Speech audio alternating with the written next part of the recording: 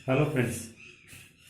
पिछले वीडियो में हमने बात की थी बैटरियां या सेलों के बारे में पढ़ रहे थे, तो प्राथमिक सेल पढ़े थे जिनको हम दोबारा से चार्ज नहीं ले सकते, रीयूज नहीं कर सकते। आज अपन पढ़ेंगे द्वितीयक सेल। द्वितीयक सेल कल हमने पढ़े थे कि द्वितीयक सेल वे होते हैं जिनको अपन बार बार यूज में ले सकते हैं, जैसे डिस होने के बाद में उनको दोबारा से चार्ज कर सकते हैं, निरावेशित होने के बाद में उनको वापस आवेशित कर सकते हैं। तो इसके अपने पास में दो उदाहरण है। सबसे पहला उदाहरण तो एक तो अपन पढ़ेंगे लेड संचायक सेल और एक पढ़ेंगे निकल कैडमियम सेल। पहले देखते हैं, देखो सीसा संचायक या लेड संचायक सेल, ये बहुत ही महत्वपूर्ण द्वितीयक सेल है जिसका उपयोग सबसे ज्यादा होता है। इन्वर्टर वगैरह गाड़ियों में सबसे ज्यादा उपयोग इसी सेल का किया जाता है। देखिए इसकी बनावट किस प्रकार का बना हुआ होता है। ये एक बड़ा पात्र है, इसके अंदर देखिए सेल में अपने को क्या पढ़ना होता है, एनोड कैथोड विद्युत अपघट्य बनावट में, और रिएक्शन क्रियाविधि के अंदर एनोड की रिएक्शन और कैथोड की रिएक्शन ये पढ़ते हैं अपन। तो देखो इसकी बनावट में सबसे पहले विद्युत अपघट्य। विद्युत अपघट्य इसमें होता है 38% H2SO4 का विलयन। तो इस पात्र में मैं 38% H2SO4 का ये विलयन भर देता हूं। ये तो है इसका विद्युत अपघट्य।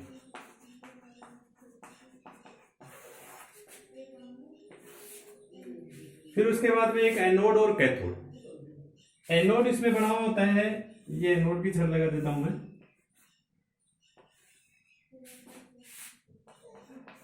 लेड पीबी का बना हुआ एनोड होता है और लेड ऑक्साइड PbO2 का होता है कैथोड। ये लीजिए इसकी बनावट हो गई। 38% H2SO4 का विद्युत अपघट्य, लेड का एनोड, PbO2 लेड ऑक्साइड का कैथोड। एनोड और कैथोड जो है इसमें आवश्यकता अनुसार इनकी जो इलेक्ट्रोड है इनकी संख्या हम बढ़ा सकते हैं। जितनी ज्यादा बड़ी बैटरी होगी एनोड और कैथोड की छड़ें भी उतनी ही ज्यादा होंगी।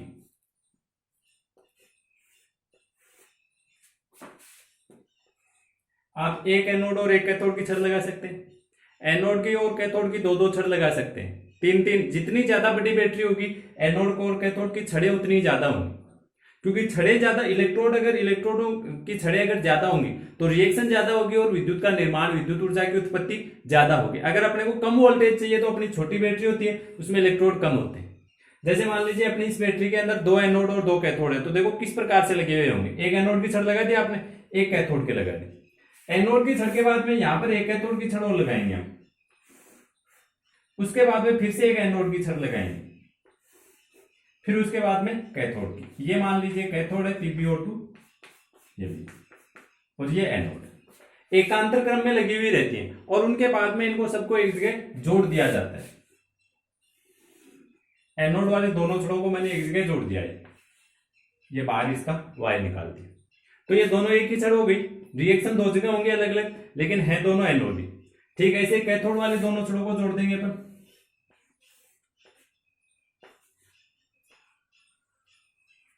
ये कैथोड वाले भी दोनों छड़ों को एक जगह जोड़ दिया, तो ये दोनों एक ही हो गए। उसके बाद में इसको अपन ऊपर से यहां से बंद कर दें। ये हो गई लेड संचायक सेल की बनावट। 38% H2SO4 का विद्युत अपघट्य इसमें भरा हुआ है। लेड की बनी हुई एनोड की छड़ें जो कि एकांतर क्रम में, PbO2 लेड ऑक्साइड की बनी हुई कैथोड की छड़ें वो भी एकांतर क्रम में। जितने एनोड की छड़ होंगी उतनी ही कैथोड की छड़ होंगी। सीसा संचायक सेल जितना ज्यादा विभव उत्पन्न करेगा, बैटरी जितनी ज्यादा बड़ी होगी, उसमें एनोड और कैथोड के छड़ों की इलेक्ट्रोडों की संख्या भी उतनी ही अधिक होती है। तो ये तो है लेड संचायक सेल की बनावट, ये किस प्रकार का बना हुआ होता है। अब अपन इसकी देखते हैं रिएक्शन।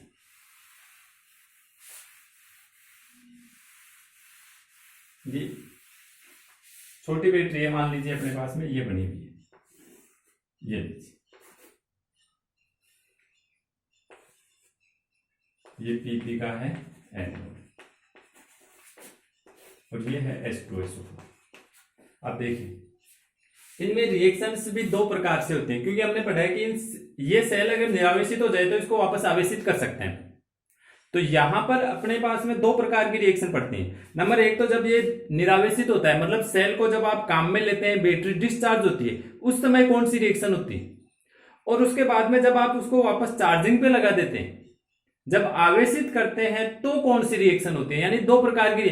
जब आप सेल को काम में ले रहे हैं, यानी विद्युत ऊर्जा का आप उपयोग कर रहे हैं, डिस्चार्ज कर रहे हैं, उस समय यह सेल एक प्रकार का डेनियल या गैल्वेनी सेल यानी विद्युत रासायनिक सेल होता है, क्योंकि अपने को विद्युत ऊर्जा दे रहा है।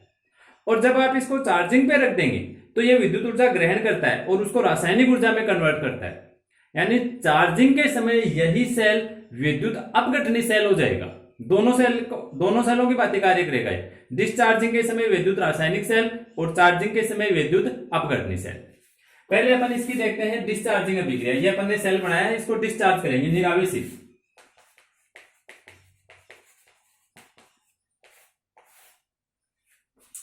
एनोड, देखो एनोड किसका बना हुआ होता है, पीपी का।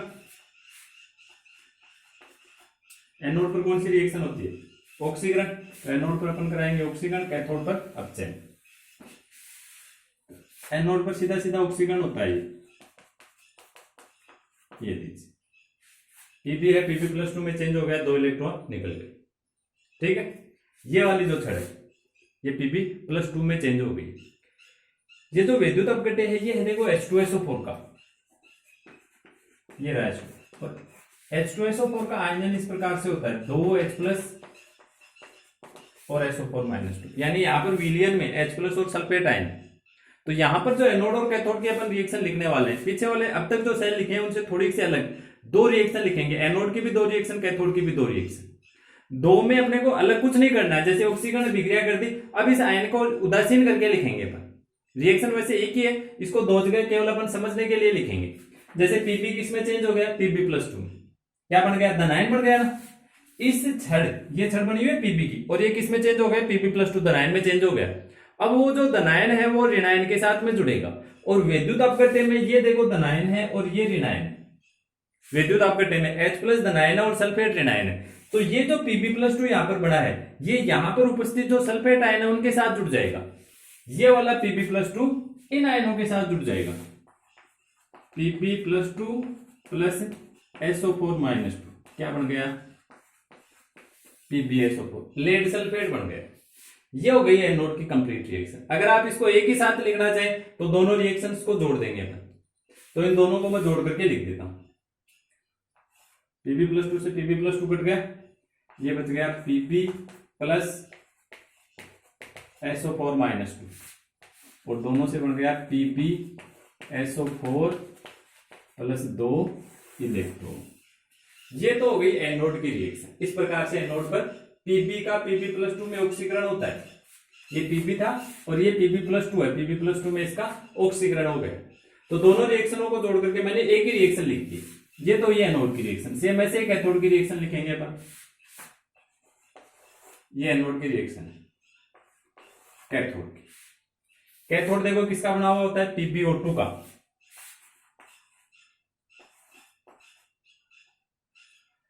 तो PbO2 में Pb का ऑक्सीकरण अंक निकालिए आप पहले।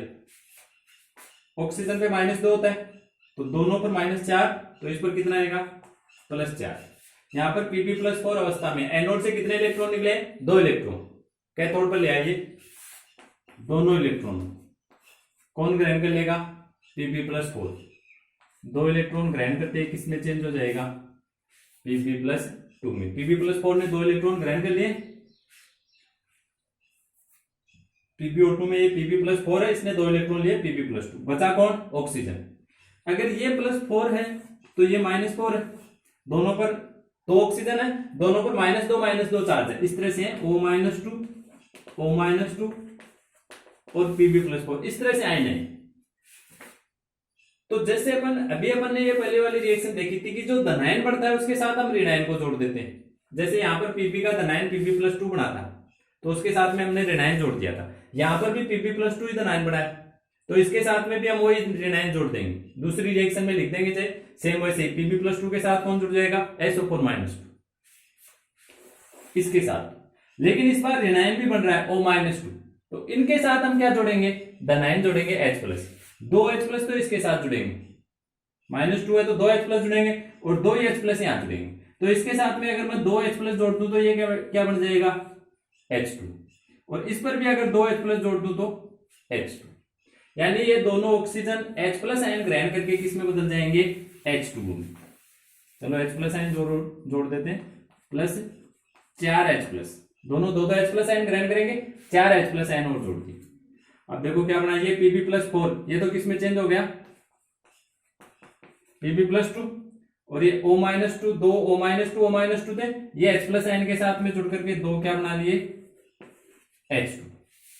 ये होगा कैथोड पर PbO2 का अपचयन। अब ये जो Pb प्लस 2 है इसके साथ भी आप ऋणायन जोड़ दीजिए, SO4 minus 2, Pb plus 2 plus SO4 minus 2, क्या बन जाएगा, वही PbSO4 जो एनोड पर बना था वही बन गया। कैथोड की भी दो रिएक्शन हो गई, दोनों को जोड़ करके एक साथ लिख सकते हैं आप। Pb प्लस 2 से Pb प्लस 2 कैंसिल, बचा क्या है देखिए, PbO2 plus 2 electron 4H plus और 1 सल्फेट आयन, ये उत्पाद क्या बन गए इनसे,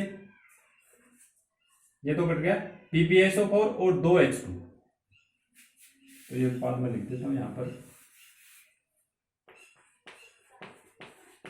PbSO4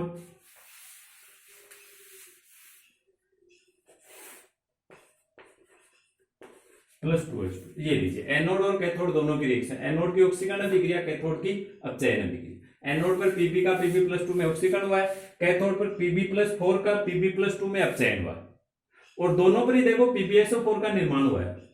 इसका मतलब ये हुआ कि इस बैटरी को जब आप काम में लेते हैं, यूज में लेते हैं, तो ये जो Pb वाली छड़ है ये विलयन में घुल जाती है और H2SO4 है वो PbSO4 में बदल जाता है।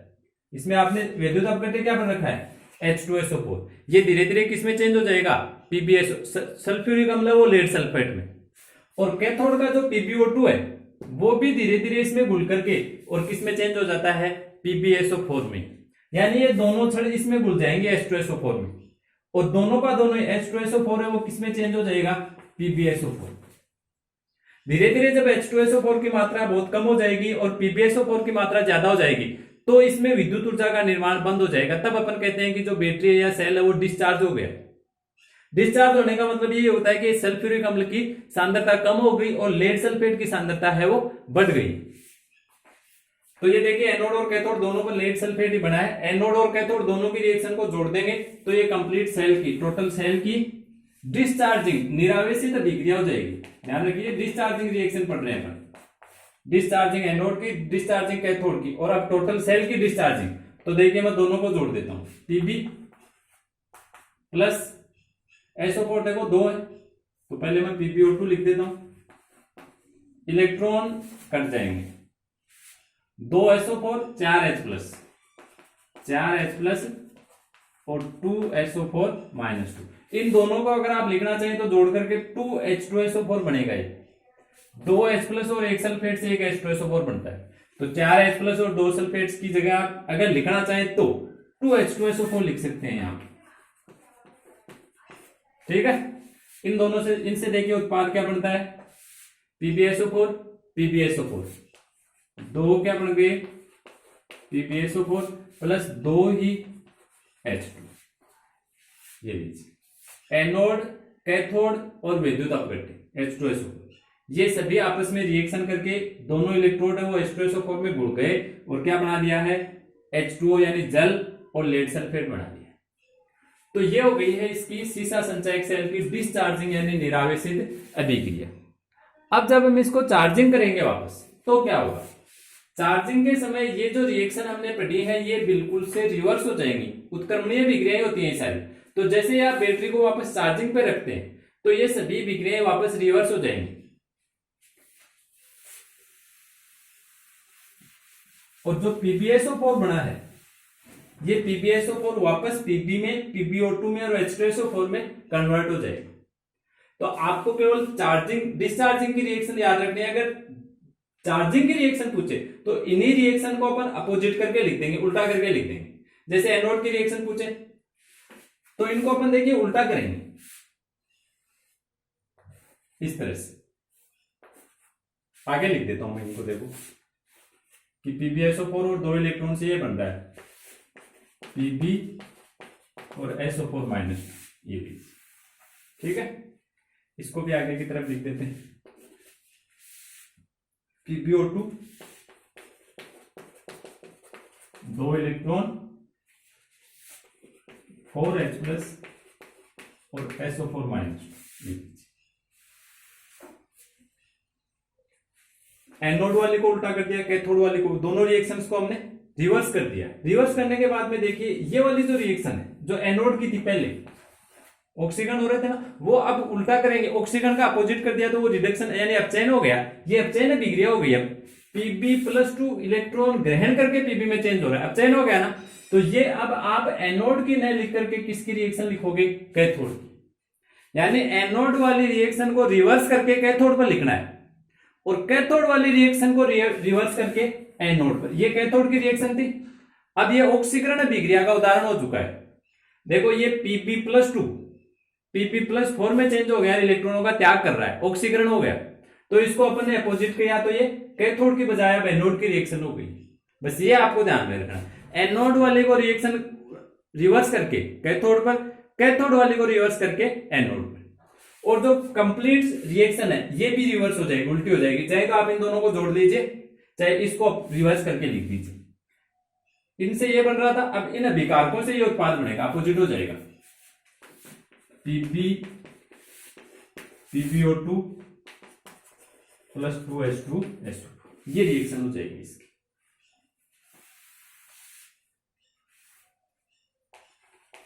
ये इसकी चार्जिंग या आवेशित करने के दौरान जो रिएक्शन होती है वो रिएक्शन इस प्रकार से हो जाएंगे। तो इनको आपको अलग से याद करने की जरूरत नहीं है। जो डिस्चार्जिंग वाली है उनको केवल अपोजिट करके आपको लिखना है। तो ये वो अपना लेड संचायक या सीसा संचायक सेल। फिर उसके बाद में अपन एक दूसरा सेल और पढ़ेंगे, द्वितीयक सेल का एक उदाहरण और है nickel cadmium cell.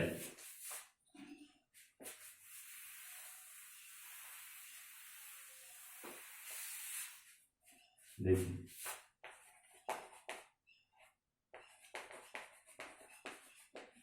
Cadmium nickel cell. देखिए इसमें ज्यादा डिटेल से नहीं पढ़ना है, इसको अपने को शॉर्ट में पढ़ना है, जैसे मरकरी सेल को पढ़ा था ठीक वैसे। एनोड, कैथोड और विद्युत अपघट्य, बस अपने को ये याद रखनी है। विद्युत अपघट्य इसमें होता है पोटेशियम हाइड्रोक्साइड। तो पोटेशियम हाइड्रोक्साइड की रिएक्शन आयनन भी लिख देंगे आप, K+ धन आयन और OH- इसका क्या होगा, ऋण आयन होगा। एनोड और कैथोड, और फिर दोनों रिएक्शन को जोड़ देंगे तो टोटल रिएक्शन हो जाएगी। ये एनोड है, ये कैथोड है, सेल के नाम से याद रह जाएंगे। एनोड किसका बना हुआ है, कैडमियम का। एनोड की विक्रिया वही आपको 2 इलेक्ट्रॉनों का त्याग करना है, ये एनोड की विक्रिया होती है। ठीक है, बस इसको उदासीन करके वो लिखना है। तो उदासीन करने के लिए आप 2H+ जुड़ेंगे, इसमें 2H+ आयन जुड़ेंगे। देखो मैं यहां पर नीचे लिख देता हूं एक बार, Cd किस में चेंज हो गया, Cd+2 2 इलेक्ट्रॉन। Cd+2 को अगर उदासीन करना है तो धनायन के साथ ऋण आयन जोड़ोगे, 2OH-, तो क्या बनना चाहिए, CdOH की होल ट्वाइस, उदासीन हो गया। लेकिन जैसे कल अपन ने एक पढ़ा था मरकरी सेल में कि जिंक पर जैसे 2 OH जुड़े थे तो वो स्थायी नहीं थे, वैसे ही कैडमियम पर भी 2 OH स्थायी नहीं है। तो उस समय आपने क्या किया था, एक H2O निकाल दिया था स्थायी करने के लिए, वही यहां पर करेंगे। CdOH की होल ट्वाइस ये स्थायी नहीं है, तो इसमें से एक H2O निकल जाएगा इसको स्थायी करने के लिए, और H2O निकलने के बाद में बचेगा क्या, CdO। इन दोनों को जोड़ करके लिख दीजिए, एनोड की रिएक्शन हो जाएगी। तो दोनों रिएक्शन को देखो मैं जोड़ के लिखता हूं, Cd+2 से Cd+2 कट गया, Cd2OH-, ये लीजिए बन गया क्या, 2 electron CdOH2, cadmium oxide H2O, ये 2 इलेक्ट्रॉन, ये तो हो गई है एनोड की रिएक्शन। उदासीन करके लिख दिया, सॉरी।